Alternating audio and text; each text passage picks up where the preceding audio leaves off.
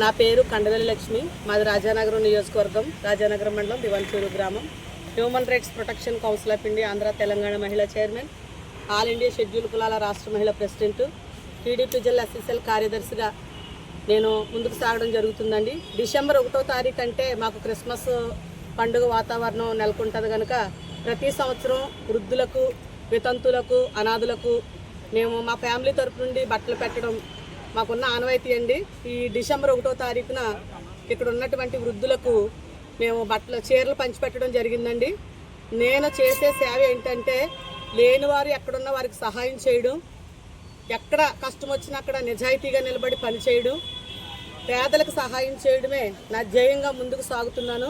ఖచ్చితంగా ఎవరికి ఏ కష్టం వచ్చినా నా వంతు సహాయం నేను చేయడానికి దేవుడు నన్ను ఎన్నుకున్నాడని తెలియజేసుకుంటూ, ఈ క్రిస్మస్ వాతావరణాన్ని తలుచుకుంటూ, యేసు ప్రభుల వారి జన్మదినాన్ని పురస్కరించుకొని, అంటే క్రిస్మస్ అంటే పంచిపెట్టుట, ఎదుటివారికి ఇచ్చుట అనే నినాదంపై నేను ఈ చీరల పంపిణీ కార్యక్రమం చేయడం జరుగుతుందండి. మీ మీడియా మిత్రులందరికీ కూడా నమస్తే. నేను ఈరోజు ఇంత పెద్ద పొజిషన్కి వెళ్ళడానికి ముఖ్య కారకులు మీ ప్రెస్ వారే.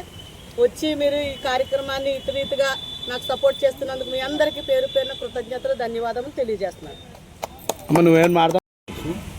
మేమన్నా ఈ యువకాండ సంఘం అన్నా, మా వృద్ధులన్నా, మా రోగులన్నా, మా అనాథ పిల్లలన్నా ఆవిడ చాలా ఇష్టం.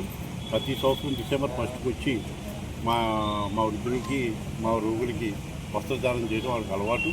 ఆవిడ గుర్తొచ్చినప్పుడల్లా ఫోన్ చేసి అన్నదానం కూడా బుక్ చేసి బ్యాంక్ మనీ వేసేస్తుంటారు, అన్నదానం కూడా జరిపిస్తుంటారు.